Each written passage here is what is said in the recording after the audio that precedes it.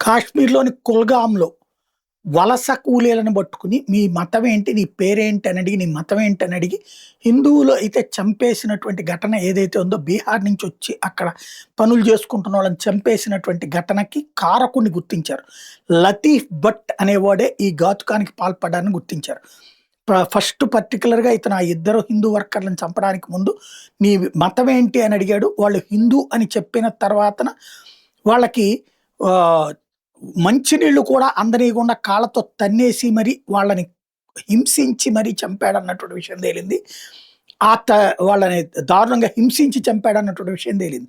అంటే ఈ పహల్గామ్ సంఘటనలోనైనా ఎక్కడైనా జరుగుతున్నదేంటంటే, హిందువు అయితే మేము బతకనివ్వము అని చెప్పేటటువంటి ఈ లతీఫ్ భట్ గాడి లాంటి వాళ్ళు చాలామందుంటున్నారు.